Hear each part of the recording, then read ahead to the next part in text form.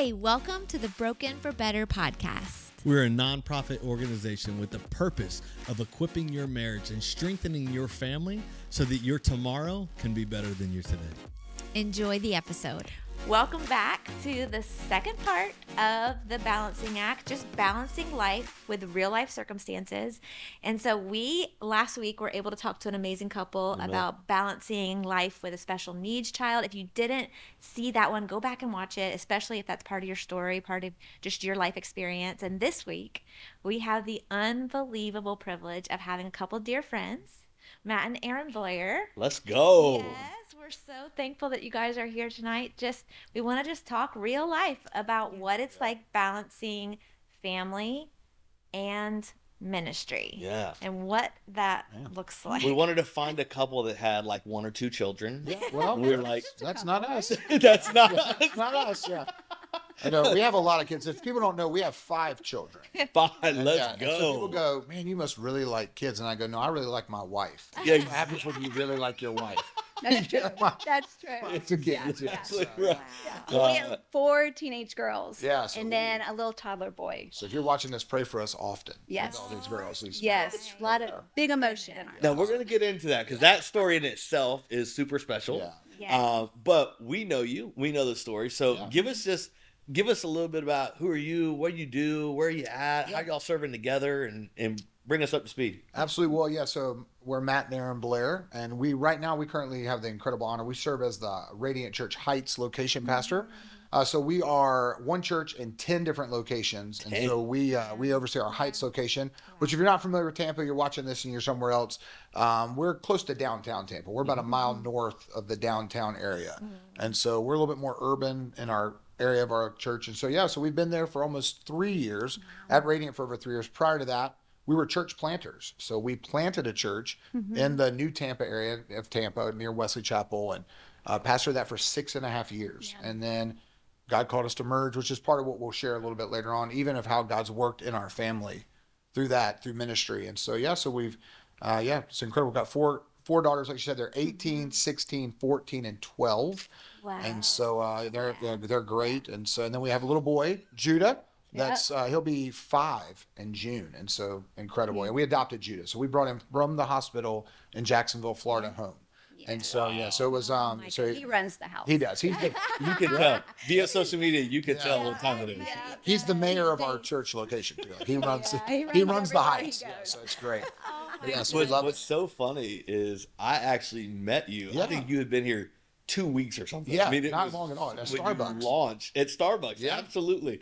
And just to see what your time in Tampa has been and what God has now done with your story, it's crazy to watch this whirlwind of just God's faithfulness over your ministry, your family, and your lives. And so I really was jacked about this whole thing. So Well, we love you guys, and I remember that. I was like, man, what was so beautiful about meeting? I remember because when you're a church planner and starting out, you're like, well, I don't really know anybody, and we got to try and get in this community. And the beautiful thing, if you have never met Kurt and Denette out there, the beautiful thing is that they are incredible connectors of people. And so Kurt at the time was helping with an organization called Faith Tampa Bay. And it was like, hey, we can get you connected to churches and schools. And I was like, oh man, let's go. And then I met Denette at an event for Faith Tampa Bay. And I was like, oh, she actually runs it all. That's how this works. Yeah, it's like, don't tell that's how it works. Yeah. I don't tell anybody that, but all they do is meet her, and they're like, Now I there it see. is. Listen, this is no lie. Serious as I'm sitting here. I did 2 interviews at churches, and then they bring your wife in. They want to meet your wife and meet your family. And so then when they offered me the position, 2 different churches, don't know each other, looked at me and went, I want you to know we're offering you the job, but really not for you. We're really excited to get you. We want your wife. In the first time, I was like, oh, that hurt. After that, I'm like, I embrace it. Yeah. Let's do it. Fantastic. Girl, we did it What was again. the salary again? What was the salary? That's fine. Yeah. That's awesome. Probably not enough, honestly. Yeah. So listen, we're incredibly grateful for what you all have done, and all the Yes. transition season and what you're doing right now. Yeah. Man, we've watched. I mean, I love your heart for healthy marriages, healthy families, just to help people. It's such a blessing. And just, I mean, the seasons you've walked through. I know a lot of people know your story. It's just been beautiful to watch you guys push and persevere.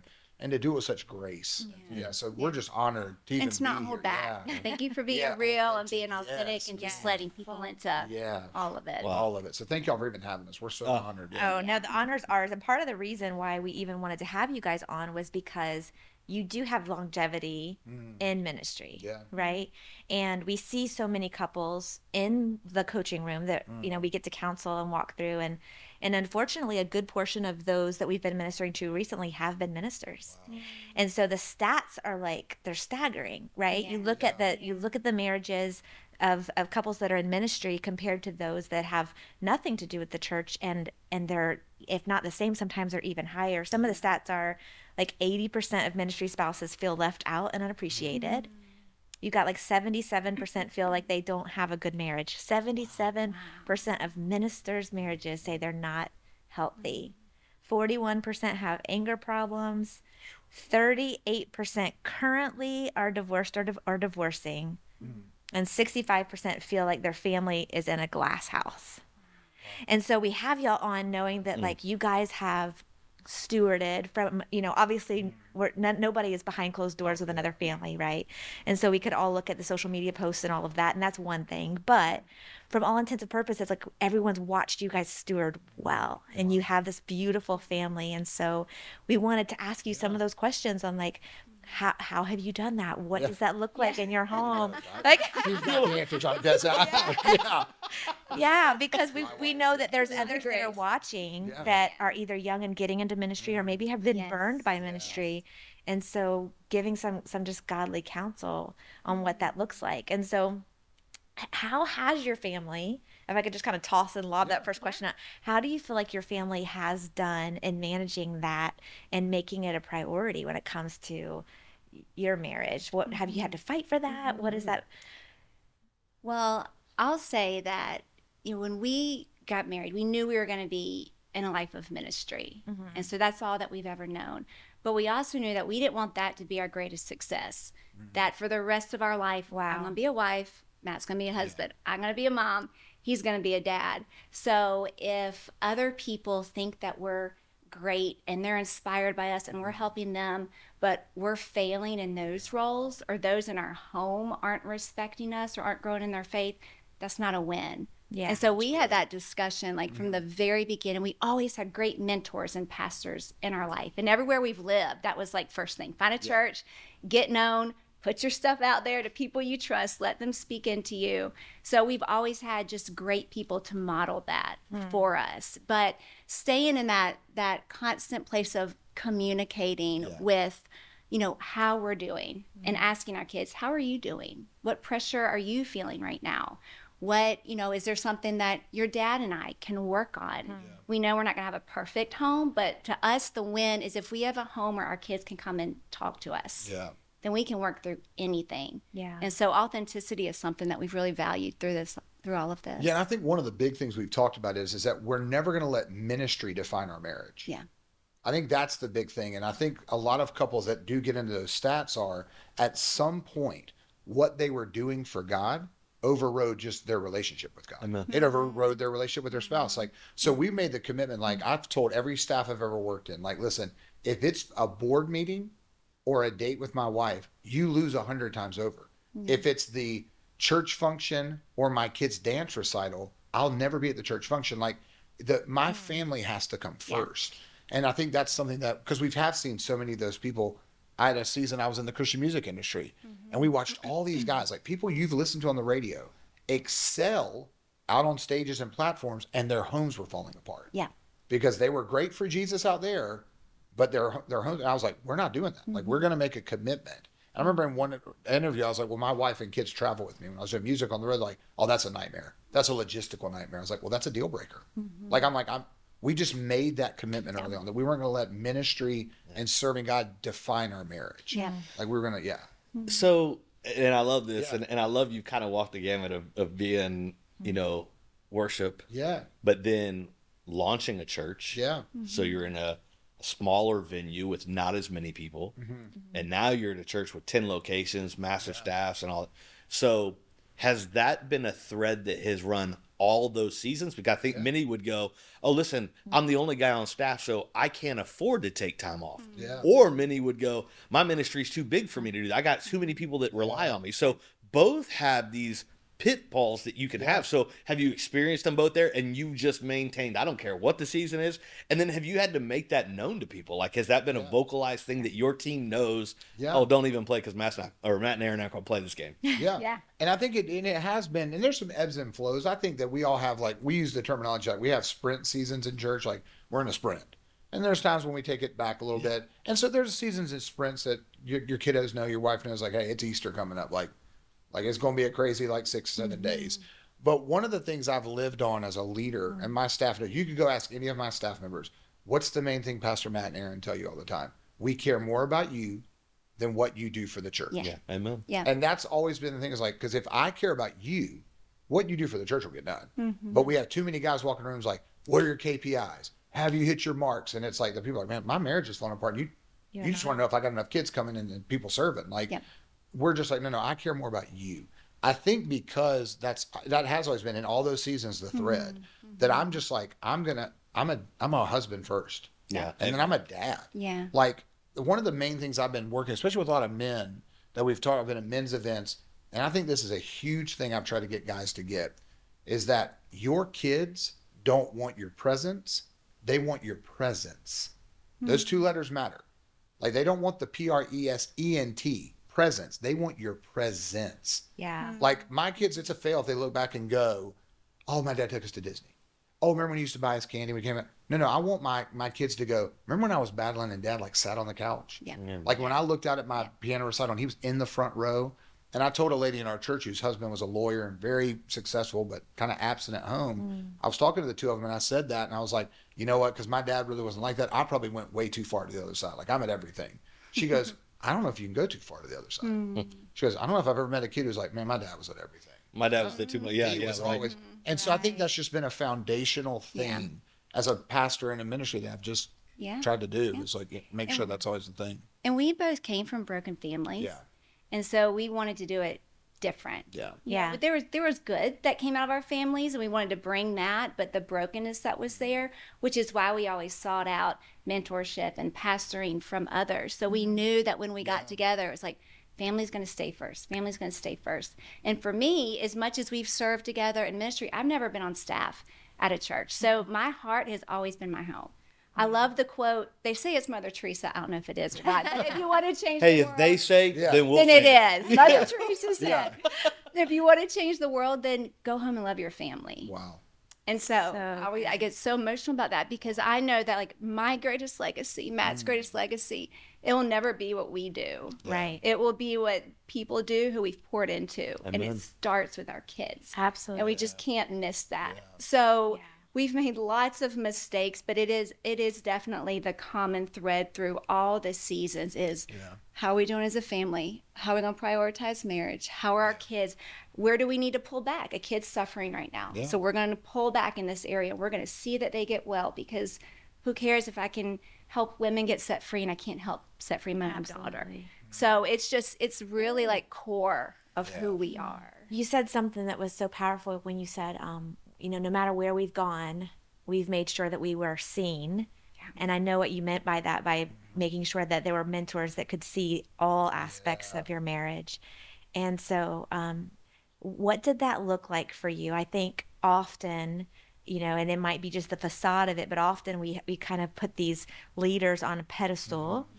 And we expect greatness out of them. And so what ends up happening is we hide behind the masks of our perfection. And so what has that meant to your marriage by saying, here, we're going to expose the ugly sides of us. We're going to expose our weaknesses so that we give someone the authority to speak into us. What has that done for your... It's... Because as a ministry couple, that's a big... I mean, that's a risk. It is a risk. It is a risk, but it's freedom.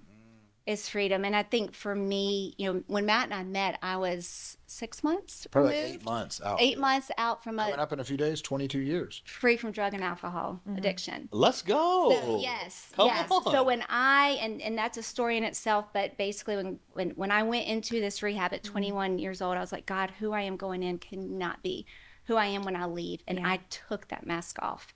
And so I had to get real to deal with the demons, to deal with everything in me that was leading to such a destructive lifestyle. Yeah. So when we got into a relationship, it was like, this is what it's going to look like. We're going to take the mask off. We would meet with our pastors who did premarital counseling, and we would show up and we're like, here it all is. And so I think it's just, we've never let, we're pastors, we have to have it together or be perfect. Like that's not a place that we've operated from, because we want to be able to really connect with people and people to see that we're real. We mess up, we're flawed, we're broken, we have struggles. Right. But we're going to keep walking in the ways of the Lord through it all. Yeah, one of the pastors in our church planting journey, Rick B. Zepp, he wrote a book called Be Real Because Fake is Exhausting. Yes. And I think it's one of those things that's like, So true. And I remember talking with Pastor Rick, and like that was his thing. And he told a story. He's like, man, he goes, you were taught in Bible college and you don't share stuff you got going on. Like you don't get up there and get real. Right. And he tells the story. He's like, I'm getting a chance to preach for the first time on the main platform at Bethany. And I'm like, I'm pumped. He goes, and Michelle and I had the biggest fight ever. He's like, man, and like, he goes, I told her, I just wish you would shut up sometimes. Like he was bad. So she's bawling in the next room. He said, I'm trying to write this sermon. And God just goes in there and he goes, we made up and then we made out. It's like, it's always just joke.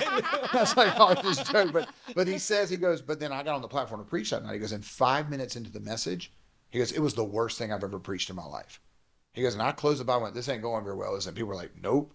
He goes, and I felt like God told me to tell the whole, he goes, I want everyone to know, man, I had a horrible encounter with my wife. And like, and she's like jaw dropped on the front row. He goes, the healing that came in that room. Because he finally got real, because we've been taught to be like, well, don't share that kind of stuff. So those mentors have been important. I don't know about y'all. Y'all deal with a lot of young people. Our biggest pet peeve right now is we meet with people and they're like 22 years old and they're like, I just met with my mentor. And you're like, oh, really? Like, she's 25. You're like, that's not a mentor. That's like a friend. Yeah.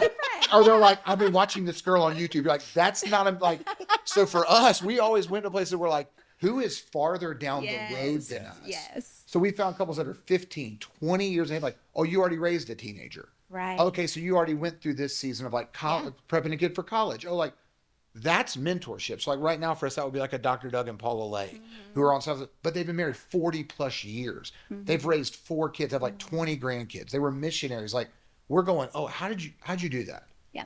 And that's the key, and a place to go, hey, we're struggling with this.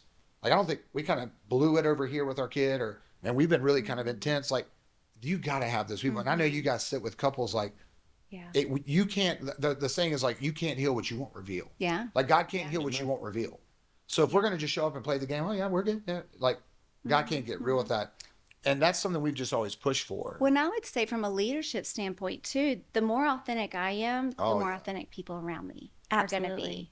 So it plays into every area of life. But I will say, I did play that game as a church planner, because I can remember early on, you're trying to like preach sermons like Chris Hodges and give illustrations like Levi Lusko, and like you're trying to do whatever you can to grow a church. And I think for me, the turning point, we talked about this the other day, it came back, we had the honor of becoming friends with Rich and Dawn Sheree Wilkerson down at VU Church, and they're friends of ours. And I spoke to their staff, which was the weirdest thing at the point. Our church was like 200 people, and he's like, you want to speak to my staff? I was like, about what? Like, your church is like blowing up. But he knew, he's like, we can learn something from everybody. And I got real in that thing. I shared our story and all those days I've wanted to quit, and just got really real with people. And I got down, I remember getting done and sitting down and going, that might have been horrible. I have no idea. And I remember Rich getting up there and going, hey man, let me just tell you something. If you'll do what you just did right there, man, how you made us laugh, but you made us cry, and like, you were real. If you'll do that, man, you won't be able to keep people from coming to your church, because that's what people want. Yeah. That's what people are looking for. And from that point, I was like, oh, well, I'm just going to be me.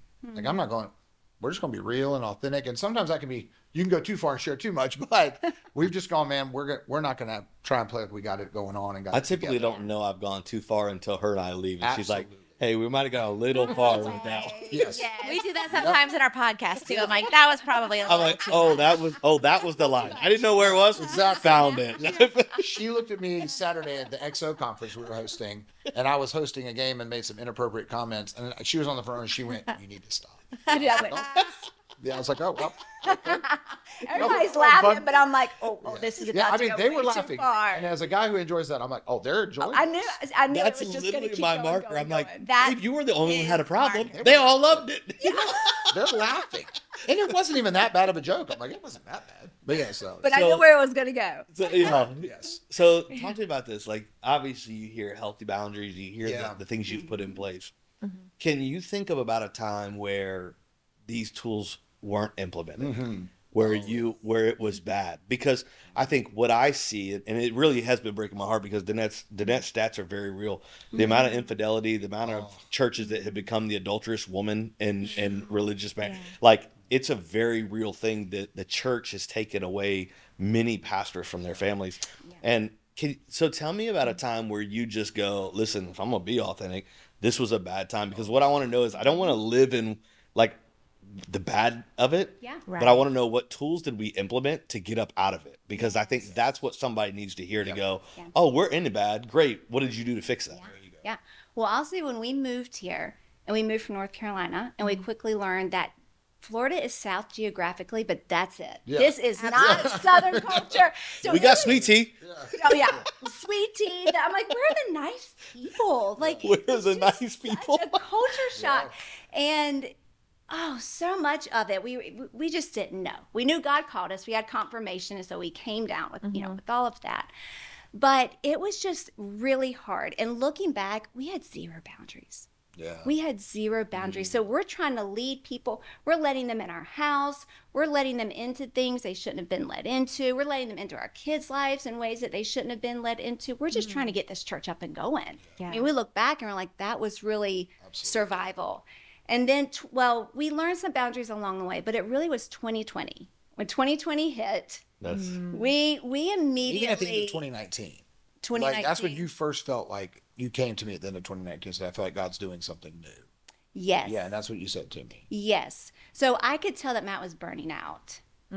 I could tell that actually God had given me a vision of like that toy where it's like a square hole and like the round peg. And he was like trying to like get it to go in there, and that it was representing the church. And that limitless, like he was doing all he could to try to get it to work, but it was not working. And that was terrifying for me, because I'm going, how do I talk to him about this? Like, he's going to think I'm not for him. What does this mean? Yeah. We packed this up. Where do we go? Like, it was a year. I stayed in that place of prayer and fasting, and there's times I would just cry and just really wanting to know that it was God speaking. And so I ended up calling some mentors, and they very much affirmed what it was that I was sensing. And so I had come to him, and I don't recommend how I said it. I think it had been brewing for so long, but I agree. But I just said, I just don't think you're called to be lead pastor anymore. Yeah. On a walk with our son in the neighborhood as well. I was sharing my heart to go, I was like, I heard this great podcast. Martin Batterson talked about how his initial church really struggled, and like, man, it like almost failed, but now look what God's done. And I'm like, come on, we're going to see revival. She's like, I'm so glad you shared that. I don't think you're called to be a lead pastor anymore. I was like, oh. I was like, we're a house divided. The same thing. I said, we're a house divided. I walked. I was like, we're not even on the same page. I believe. Oh, really? Like, so you did really? I walked away in the neighborhood. I was like, we're a house divided. Yeah, and we don't do that. And that's like, not that's who we are. not It was Yeah. bad. our way of Oh. argument. We're passionate people. We argue, but that was like that was like, oh, there is division. Yeah. And what are we going to do with this? And so I had been reading all kinds of books on like personal development. So I just dove into it. It was honestly the more that I read emotional intelligence and the emotionally healthy leader, it's like I was having these awakenings. I was becoming healthier. So I was seeing what was the unhealth. healthy. And so that is like something practical. It's like how much resources we have out there that can help us grow in these areas and just really become aware of like, because I knew something was off, but I couldn't figure out exactly what it was. So we had this conversation. And it was weeks. Like, it wasn't just like, okay, we're good. Like, it was 2.5 weeks of like tension. Yeah. Because she knew that's what God had called in. What I didn't know is all the behind the scenes stuff that she had been doing. Like, I didn't know the prayer with God, the counsel she had sought. Like, she had talked to friends of ours, Jimmy and Irene Rollins. She talked to Irene. And they were going through the same thing. Somewhere like they had merged they were getting ready to merge their church, and like Right. they had felt like, it's just not our season to be lead pastors anymore. And so I don't know any of that's going on. I'm just going, look, this is what I'm like. I gave up everything for this. Like, and realistically, I think what I mentioned earlier, the danger is I had found my identity as a pastor, like as a lead pastor and as a church planner. Like I remember my friend Julian Lowe, pastors Oasis Church. He was one of my overseers and one of my dear friends. I remember when the process was going of us merging the church with Radiant and all that. He said, man, he goes, can I just challenge you on something? He goes, yeah. He goes, can you change your voicemail? I was like, what do you mean? He goes, it's weird, man. I call you not to leave voicemails, and the first thing you say is, hey, this is Matt Blair, lead pastor of Limitless Church. It was like, he goes, why? Wow. Because it's like you say that in everything. Like, I'm a pastor. He's like, just say I'm Matt. And so I remember being like, oh, I guess I have kind of found everything wrapped up in that. Wow. And like, I think that's what happens. Like, these guys don't know how to separate. Like, so when I'm the lead pastor, especially some of these guys that have been high profile guys that have fallen, they've eaten their own press. It's like, no, I'm writing books. I'm out here. It's like this. They've eaten their own press. Oh man, it's like they're just like, and I think for me, I'd done that. It's like, well, no, I'm a pastor. And I remember even in one of our meetings, if you want to have a raw moment on your podcast right now, when it hit its pinnacle in an argument at night, our kids had gone to bed. I said, if I don't do this, what the hell else am I going to do? Yeah. Like, if I don't do this, what am I going to do? Yeah. She goes, I don't know. And she was blunt. She goes, I just need you to hear me that I've heard from God. Like, can you trust me that I've heard from him? And I should have, because she's very prophetic and she hears from the Lord all the time. I should have known her track record. But I remember I got on my face that night and the Lord broke me in our bedroom, and we were in the middle of prayer and fasting, and he went, what are you worried about? Like, this is my church. Oh, so this wasn't even, okay. Oh, so no. I want to live in this moment for 1 second. So you go 2.5 weeks of major tension. Oh man. Yeah. Right. Come together. You ask this because there's an identity, like you have a label now that's been put in check. And so now there's a wrestle with that. Yeah. So this isn't like we break away, like you in that moment hit your face. And she's so what got you there? Because I think many, like that's a lot of humility that will fall in that moment. Yes. Especially coming off 2.5 weeks of not being and pride being in the middle of it. So what happened? Did you hear the Lord? Did you just go, enough is enough? Was it a breaking? I think that what it was for me, and I know this is going to sound crazy, because we have lived in that place so that's so not us, that we are so like, well, here's where we are and we deal with stuff in the moment. I think watching her cry like she was that night, I went, man, I'm really hurting my wife. Wow. Like, man, I'm causing some problems here. I remember it got me on my face. I was like, ooh, God, I don't want this. And she was bawling in the bed. I laid on the side of the floor and I was just like praying, and God broke me. I remember getting up and I repented. I said, hey, I want to ask your forgiveness. Yeah. Like, I'm sorry that I've and I said, I don't know what's next. And I remember this was the key. I said, but I'm open. Yeah. And she goes, that's all I ask. I said, I'm open. Like, I don't know what's next, but I'm open. Can I just say this? And then I want you to say what, from one guy to another. Yeah. But one guy who does ministry to another guy. Thank you. Oh. Because the example and the willingness to share that, many ministers, men in general, won't come to a place to see the hurt in their spouse and fall to their knees. Yeah. And that example should be heard and seen by many more. But man, I thank you for at least hearing God and falling. So, and it's so crazy because, you heard the moment. You decided, okay, I've got to make a change here. But I think so often in ministry, we see so many couples, we see so many lead pastors that had a calling, had an assignment, and they don't know when that assignment's done. Yeah. And so it's like that calling and that assignment becomes the rest of their life. And we see people that maybe are way past, God has released that calling. God said, okay, your time is done. But because they're so adamant about holding on to it, it ends up wounding not only the families, but even the people that come behind and get drug along. And so it's like, how do you know, and how do you encourage maybe that, pastor or that family that, how do you know when it's time to say, okay, God, are you moving? I know that I was called to this, but I can sense that you're releasing us, you're giving us, you're moving, you're saying, okay, this was your calling, but now it's shifting. How do you know? And I think that's a difficult question, or that's not even a question that we gave you guys. It's great. Right? And it's like, how do you know? And I think that's something that is so hard for couples to know. Yes. So hard. I had reached out to our pastor's wife at the time, and I remember she said, Erin, we know that God did not call y'all to Tampa to die in the wilderness. And there was something about that, because we can do hard. We've done hard. Oh, we've done hard. We know hard, That's our weak, marriage. but this was like beyond hard. There's stress and there's toxic stress. The anxiety that was in our home, the tension, some of the issues with the kids. Like, I'm a feeler, so for me, it was like I just felt it. And again, I didn't know what it was for a long time. But as I pressed in, and then God was showing me scripture. Like, he was giving me promises of like wildernesses turning into fields, and like just these beautiful pictures. I'll see the goodness of the Lord in the land of the living. And it wasn't that he wasn't good in that season, but I just knew there was more. And I know my husband. I know the potential that was in there that was not being unlocked. There was so much more. And so for me, it was like a feeling. It was God speaking. It was scripture. It was all these different things. And then for him, like, it really was the Spirit of the Lord that took over. And let me, after that, every door began to open, and we are in our most fruitful, promising days in our marriage. Our family, our daughter is now following Jesus and going into ministry. She tried to run because she's seen all that it entails. That in itself is the biggest testimony. That right It's there. a huge testimony. But she was like, I'll never marry a pastor. I'm not working at a church. And she was going to go do cosmetology school, and like a lot of spiritual warfare. Yeah. Now she's going to SU in the fall and going to do worship. And I mean, I think what I was going to say on that, though, I think one of the big things what you were asking there, like, how do you know? I think for me, I got to that place and surrendered, and I said, I'm open.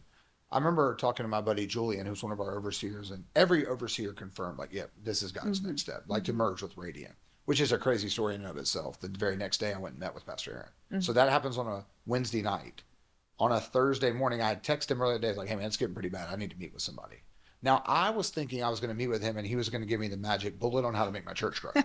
So his church is really successful, so he'll give me whatever. Wow. And on the ride, before I left that morning, Erin said, what would you do if he told you he wanted our churches to merge together? And I was like, that's like a banking term. I don't even know what that means. Like, merge. I was like, I don't think that's what God's doing, but I'm open. And on the ride down, the Holy Spirit said, don't tell him why you're here. He's a Spirit-filled guy. Don't tell him why you're here. I walked in his office, and he walks in and he goes, hey, what's up, man? I was like, no, why am I here? He goes, I got a lot of ideas. I said, no, why am I sitting here? And 10 seconds later, he goes, I think your church is struggling and you'd like to know what's next. And I was like, all right. 5 minutes into the meeting, he stops me. He goes, hey, can I stop you for a second? Hey, man, like, if you're asking me if, like, I'd be interested in our churches, like, merging together, I'd be really open to that. And I sat back, and I got teary-eyed. He goes, you good? I was like, why'd you say it like that? Did my wife text you? And he was like, no. He's like, and he said this statement, and I think this is the key that you're asking how you know. He said, hey, Matt, I think you're the right guy in the wrong spot. He said, man, I don't know many guys who love Jesus and people like you do. I just don't think you were meant to be on this side of the table. Because I don't think you're meant to be a lead pastor. He goes, so I think you're the right guy. You're in the wrong spot. He goes, and I'm not saying we're the answer, but we're an answer. You know a lot of guys in the church room, and you'd be very sought after at a lot of churches. He goes, but we're an option. Talk to your wife, pray. And I called her and I was like, he said they'd be open. She was like, oh, I don't need to pray. Let's go. I was like, well, I'm going to have to pray because it was kind of. I knew. It was like the breath of God just came back. But it into was our life. and I remember Julian on the phone going, Matt, I know 5 guys that need to do exactly what you're doing right now, and they won't do it. Because it's this. It's that like prideful, like, it's like you said, they won't let go. And God, and I remind you, we tell everyone on our staff that we hold people and resource like this, because when we do this, God has to pry our fingers open, and that hurts. Yeah. So I think too many guys are like, I'm the guy, I'm the preacher, and like we hear guys say that. It's like, well, I would never do that, man, because I wouldn't be able to preach on Sundays. You really think you're preaching? Is that like, that's the thing? Like that's what they are like. Well, man, I'm leading this thing, and they won't do it. And for me, I had to go. I just want what God wants. You know, what's interesting to me, and it's really crazy that Pastor Erin says the same thing that she said 2.5 weeks earlier, and you received it from him. When 2.5 weeks earlier, you were house divided. But this is a funny comment. I want to bring this back to marriage because I think this is a very real thing. In a tense moment, your wife seeks the Lord and seeks mentors.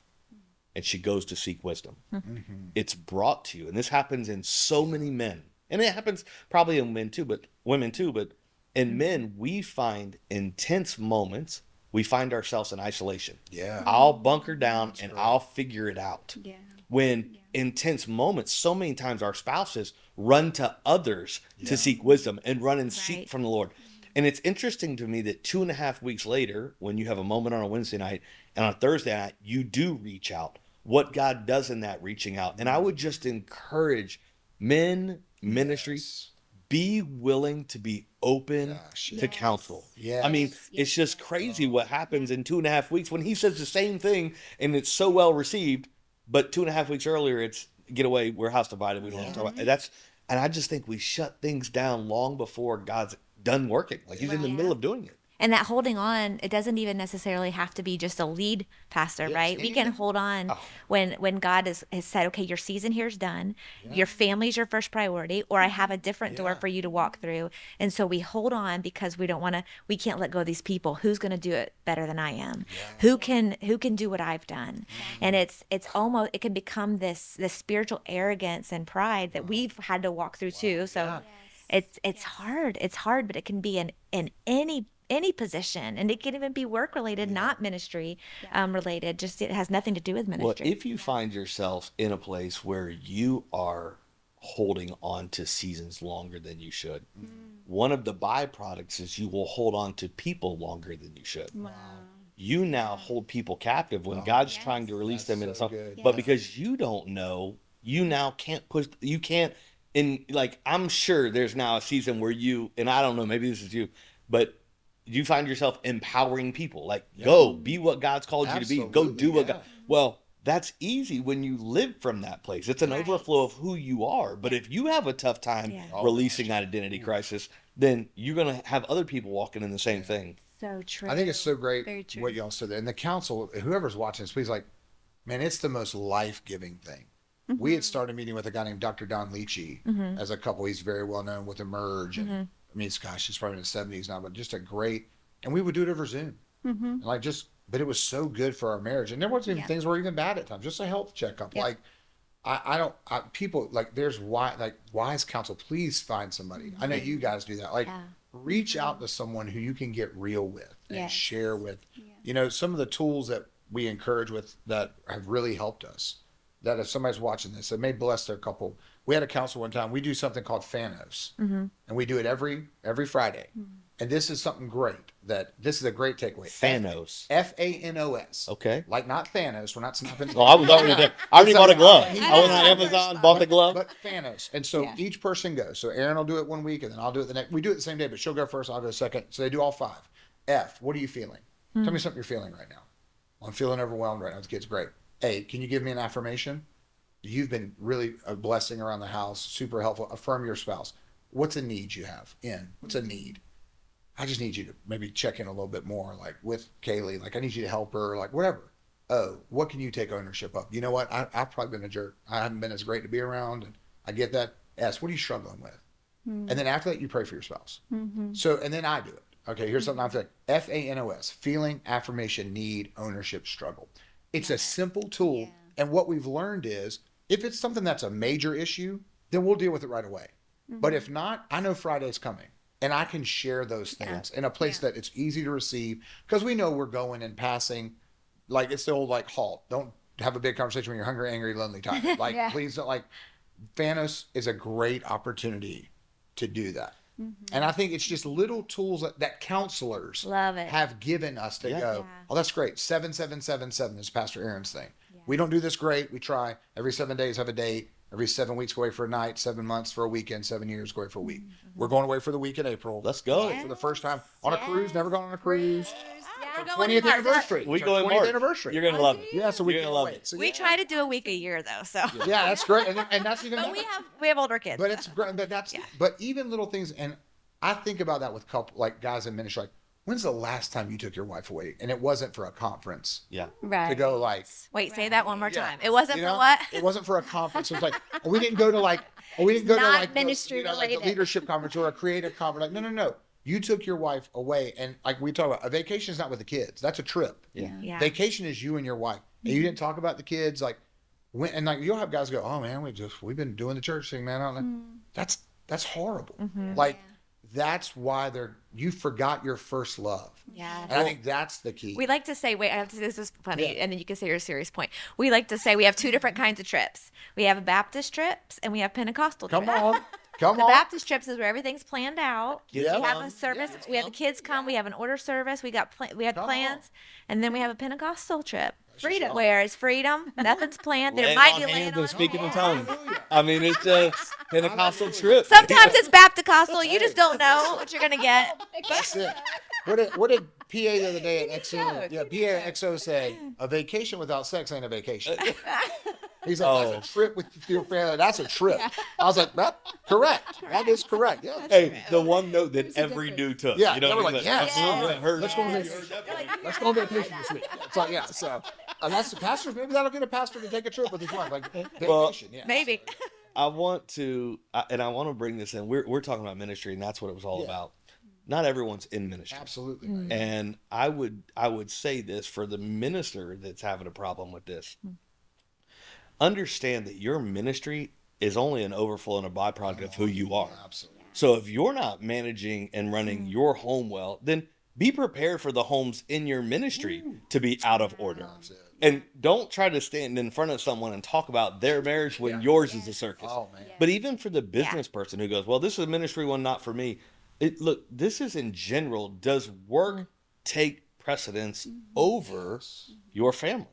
And what can you do different? Because, you know, one of the things when you get Fanos, I love it. We'll talk about it later because that's a dope little illustration. Great, yeah.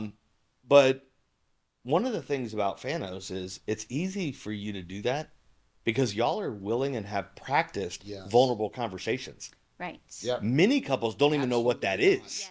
So to How long think do you that I'm say going to that? tell you something like, what's my ownership? No, I'm not. And here's what we say continually. Don't look at the end product and say you can't even start.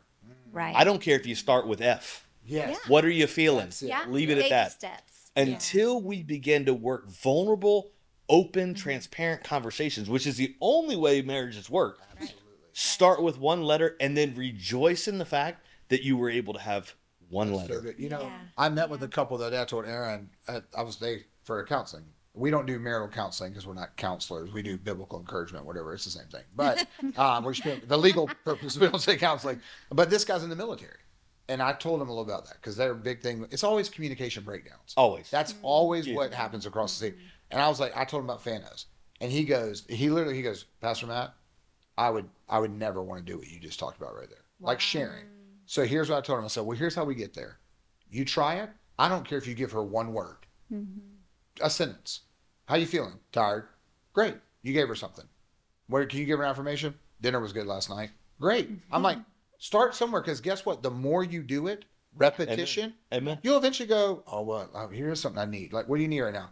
I need you to leave me alone. Like, whatever. Like, I'm like, great. Like, it's like, hey, and she's like, Oh. okay. Okay. I'm like, at least start, like you said, start somewhere. Yeah. Like that's because I think that's it. It's like I'm not asking you to be like, oh man, you need to be crying. No. Yeah. But start the process. I think that's the key. We started doing these, we're doing these weekends together, and at the end of certain sessions, we have couples stand up, hold hands, and pray. But what we realized is many have never prayed together. Ever. Yes. And so, like, I really encourage guys, and it's something we do at every one.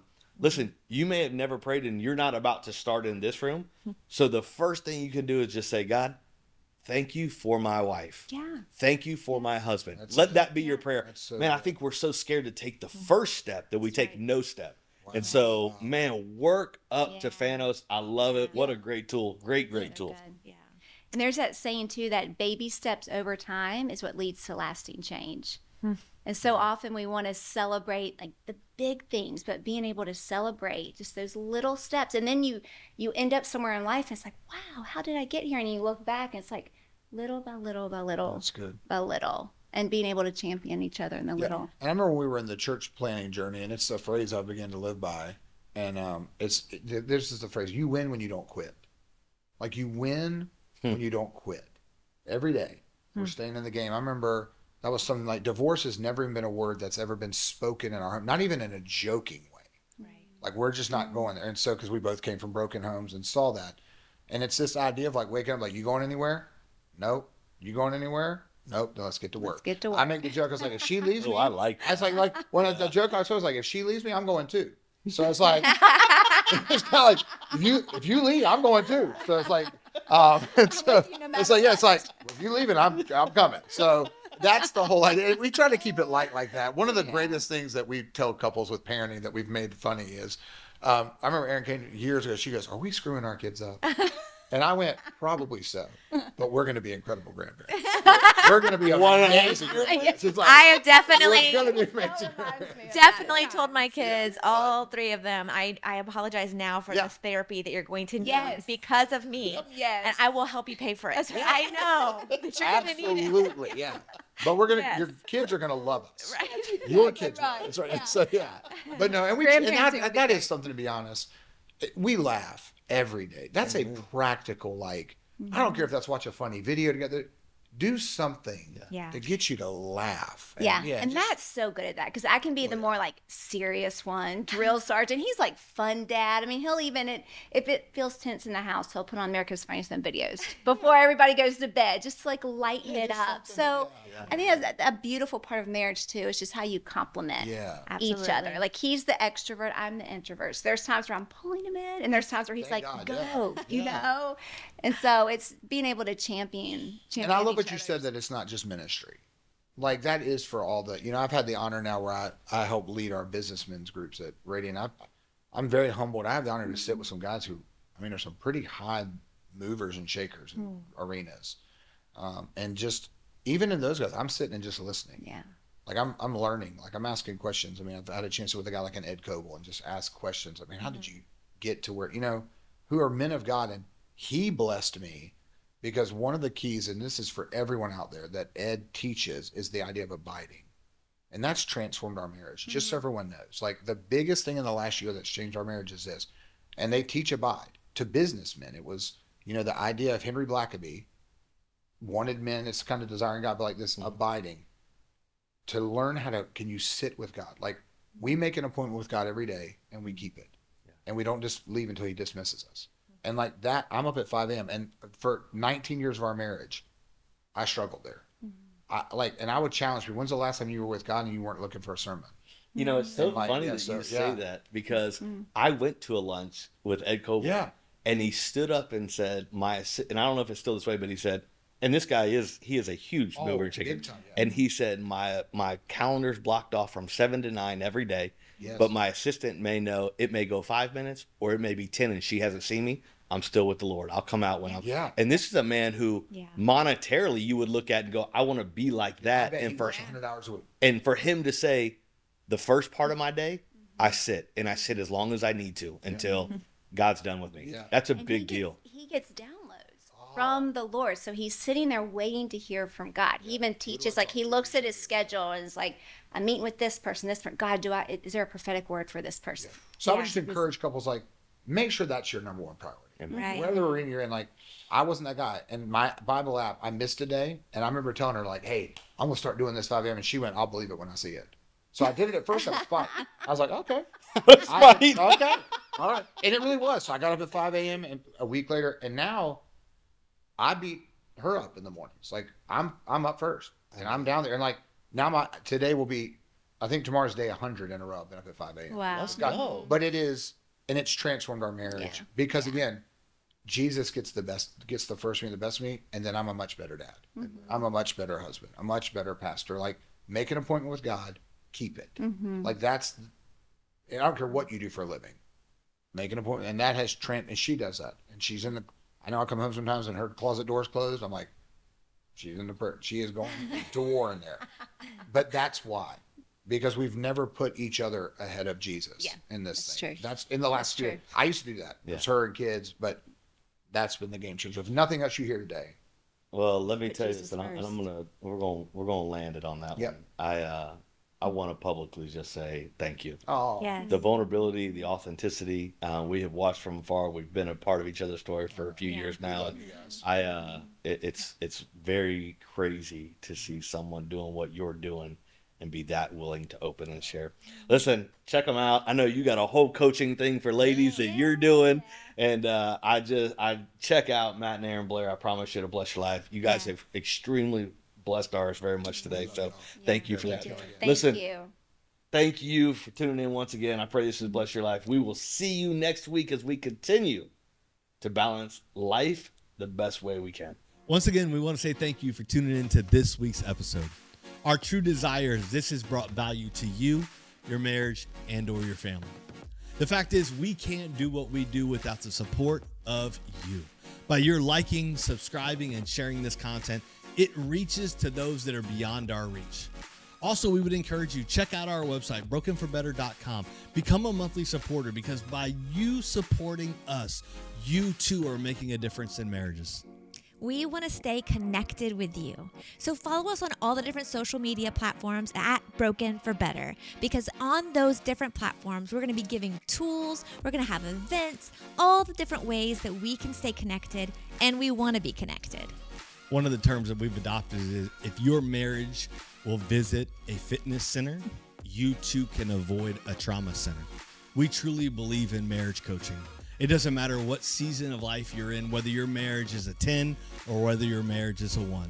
We offer marriage coaching to take it to another level. Thank you for joining us.